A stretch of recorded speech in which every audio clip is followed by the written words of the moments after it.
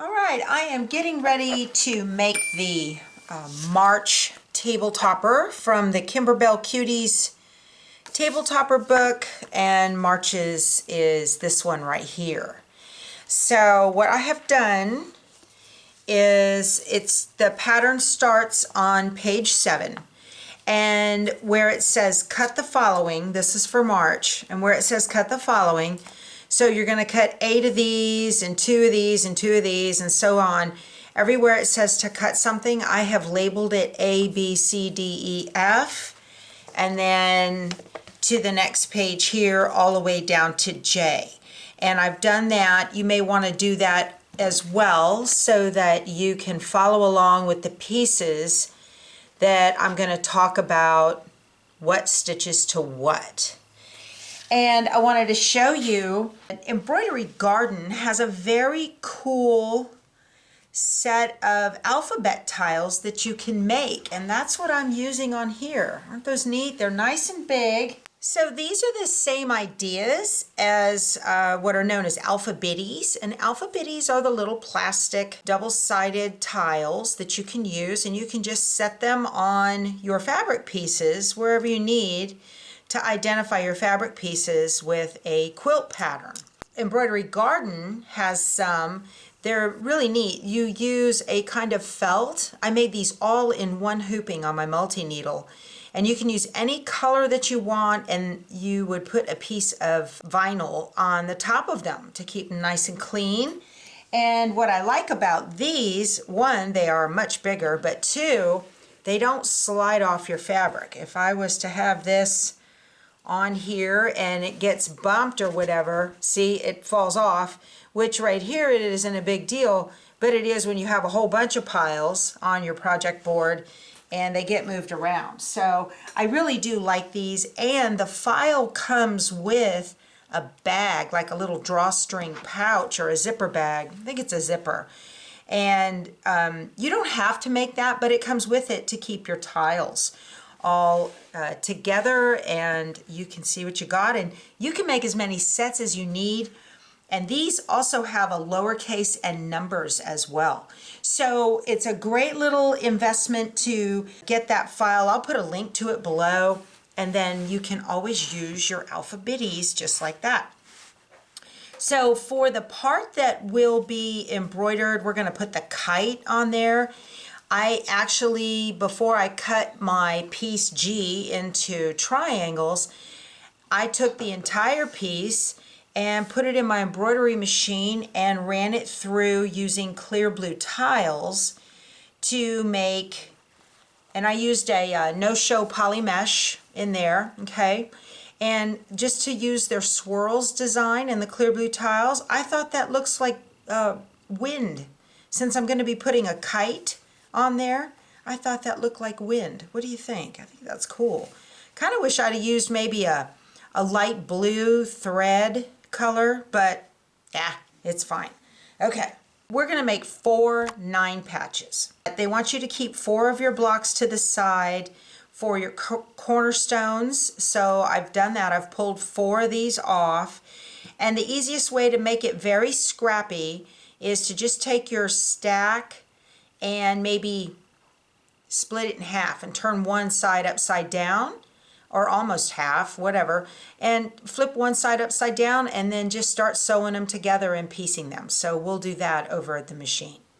All right, right here at Sew the Following on page 8, it wants us to make these 9 patches. So I'm just going to start by sewing. I'm not going to get crazy about what fabric goes where. I'm just going to sew with a 1/4 inch seam allowance and go ahead and just stitch these up. I just don't want 2 of the same colors together. I have ironed out all of my pairs. They might have duplicates in them. They will have duplicates in them. You don't want, it's okay for your duplicates to be corner to corner like this. You don't want them to be side by side like this. This is going to be really, really scrappy. So don't get all wound up about what goes where.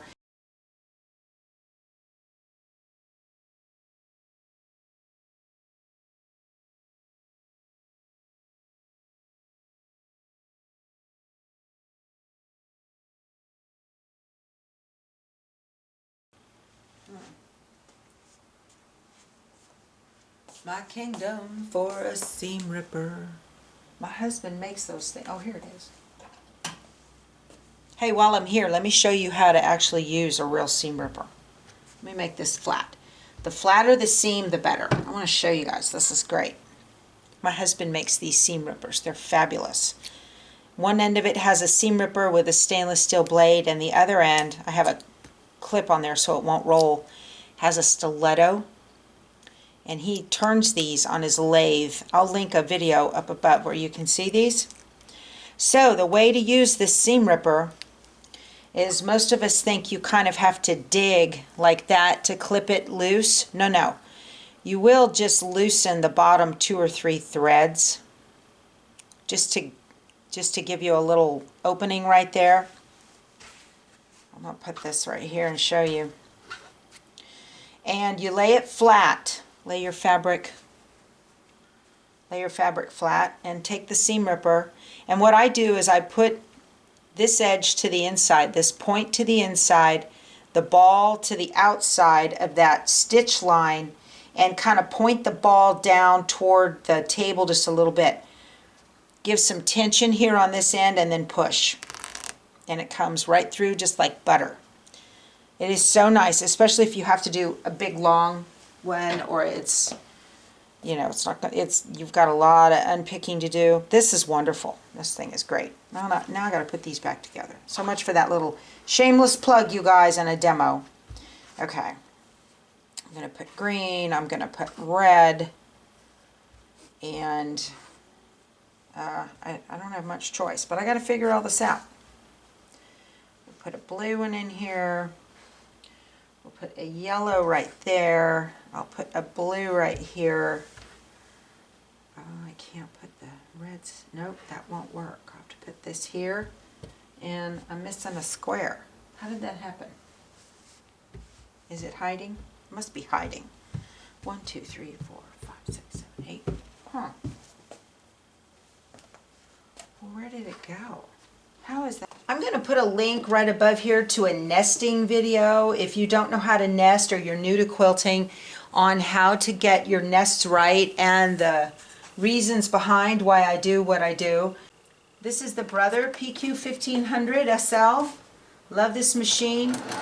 This machine is designed for piecing. It is nothing but a straight machine. I'll put a link to it below.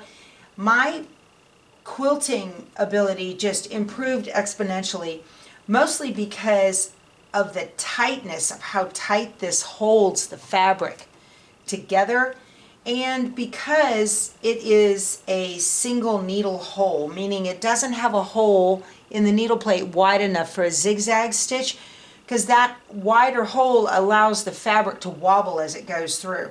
That just does not happen on this machine. I go 1 to 2 stitches over where the seams intersect.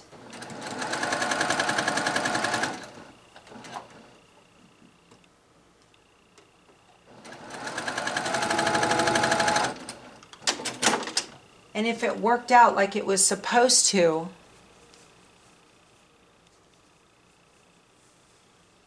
you've got an exact match right there.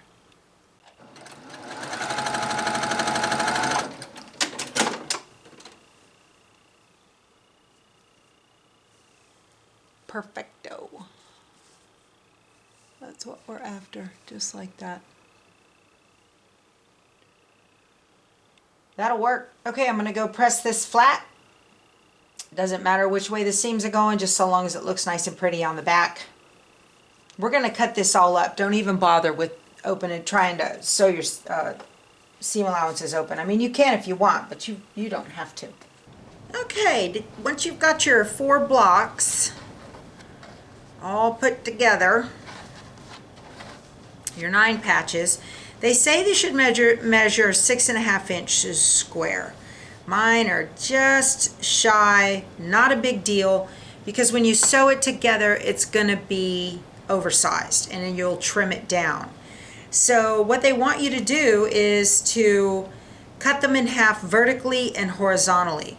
So because this is going to be so scrappy, it's not that big of a deal, but what you can do you want to measure center from your middle blocks, and that way they're even as possible.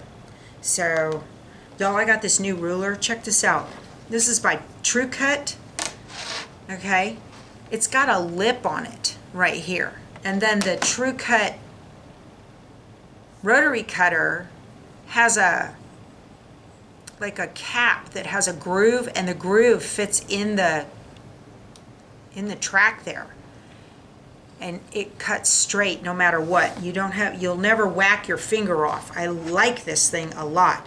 Okay, so this is a 6.5 inch ruler. So how wide is this? It should be 2. Okay, so I'm going to put my line at the 1 inch mark on this seam. See, look at that track. Look at that. Ta-da! That's great. And then I'm going to do it from this direction as well. Put it on the 1 inch mark.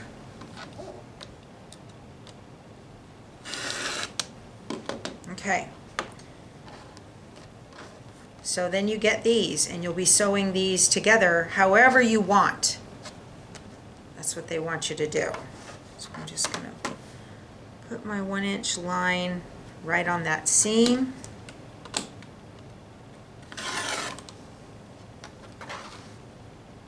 It's good if you have a rotary mat for this as well.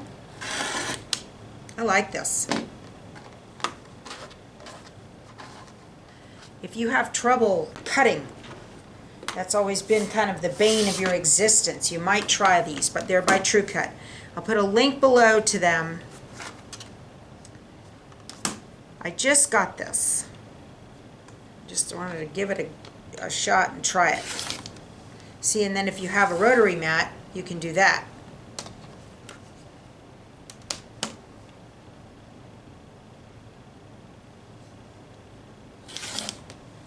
It's good for your wrist too, because you're not bending all weird.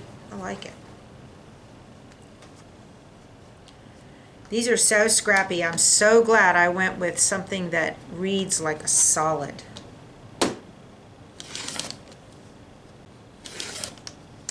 I put those little clear grippy things on the back so that it doesn't slide around on me. Okay, now you can put these together any way you want. So it is completely up to you how you want to do it. If you don't want to have to nest this, turn this way, and now you don't need to nest any seams, but you've got black and black. So play with it, figure it out, and there is no right or wrong way. All right, I've got this all together. Doesn't this look like a Simon? I love it. I'm going for the kids look. I think that's great. So I have a Creative Notions Quilt Shop 11.5 inch ruler right here, and this needs to be squared to 11, and I'm right at 11.5 inch square or so. So I'm looking at the center crosshair on this. I'm going to slide it over 1/4 inch. Let me double check my pattern. Right, so it needs to be squared up to 11, so I'm just moving it over 1/4 inch. When you're squaring, you always want to use a rotary mat. It just makes life so much better. Okay, so I've done that side. I want to keep my center lines lined up on all 4 sides, and then I'm just going to slide it over 1/4 inch and take a look, top, bottom.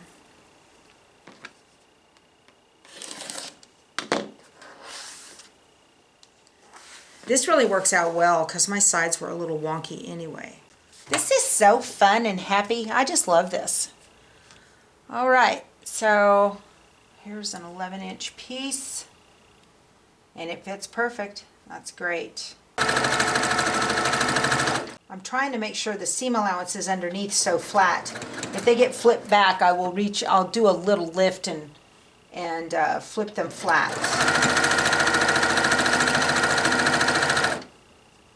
You can kind of feel it or see it when they get caught on this lip right here and want to flip. Like that just happened. It's okay.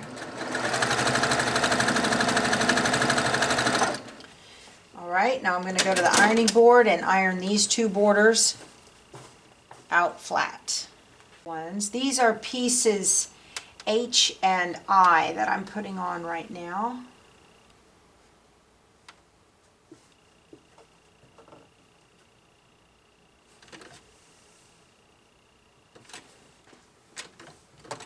My husband went to the San Antonio Stock Show and Rodeo with his buddies. It could almost be the start of a joke. An insurance salesman, a home builder, an undertaker, and a retired government worker all went to the rodeo together. Oh, those boys. Y'all, I am loving my fabric choice for this. Oh my goodness. I am just loving it. It is so fun. I'm having a ball over here. It feels like preschool. Okay, now it's time to put on the triangles in piece G. And just like on this one, you want to put them side to side and side to side. So the first border I put on is a shorter one, so that's going to be the first side that I put on, either one, but the short side of the triangles. And how I measure these is I take and fold them. This is an old garment sewing trick. If this makes you nervous, you can mark it with a pen. I'm going to take my shears and I am going to snip a teeny tiny little V that is within the seam allowance. Okay, I just like to do that. It's the way I was trained. And I'm going to take my triangle and I'm going to fold it right sides facing. Is that right? No, wrong sides facing. Wrong sides facing. And on the long, I'm going to match the points, and on the long side, tiny little V snip. I don't like to use pins with this method because they move and it just doesn't work right. So now my mark is not going to move at all. But if you cut it too deep, you're going to cut a hole in your project. So that's the downside of that. So if that makes you crazy nervous, then you can certainly use an iron-off marker or a pin or whatever you want. Y'all, that's just, I've been doing this for years and years and years, using a snip method so that I don't leave marks in garments accidentally. They teach you that in couture sewing, but you don't make big snips. Great. So you can, but I know that they're perfectly centered right there. Okay. Now, you notice I pinned it because it's on the bias. And it can move around. I want it nice and level and even. Perfect. Okay. I'm going to do that to the other side. Iron them flat and do it to the other two sides as well.